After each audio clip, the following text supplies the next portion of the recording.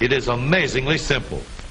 These two wheels are mounted on separate axles and supported by a frame so that they can revolve freely at different speeds. Let's fasten a spoke on the inner end of each axle so that by turning the spokes, we can turn each wheel separately.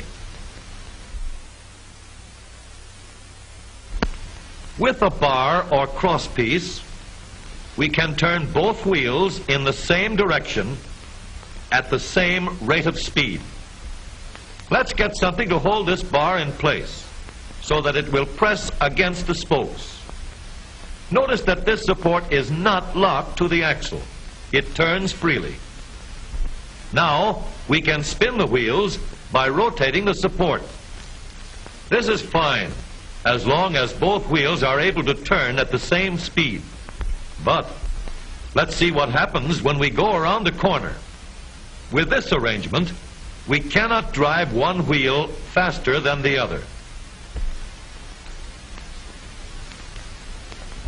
And if we stop one wheel, the other wheel won't budge. Let's put this bar on a pivot so that it can swing in either direction.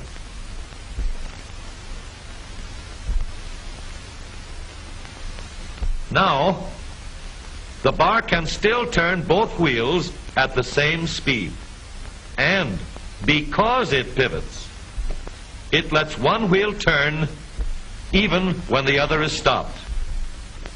But if turned too far, the bar will swing around until it won't drive the spokes that turn either wheel.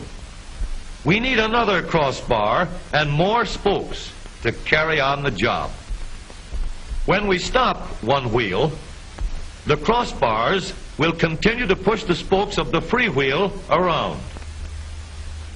As long as both wheels are free to turn, the bars do not swing on their pivot and the wheels move at the same speed.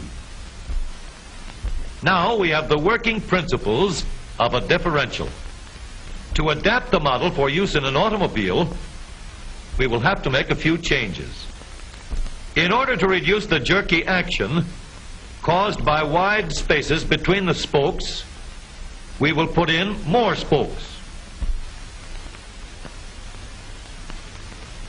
Further filling in the spaces between the spokes gives steadier, more continuous action, and changing the shape gives firm, constant contact.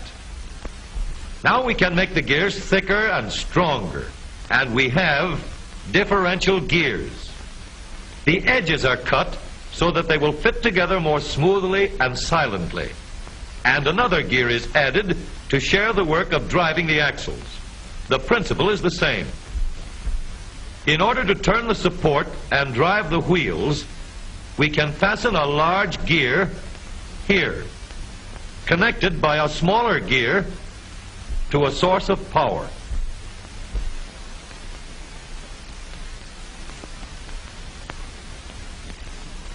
Notice that the power is connected to the differential at the center line.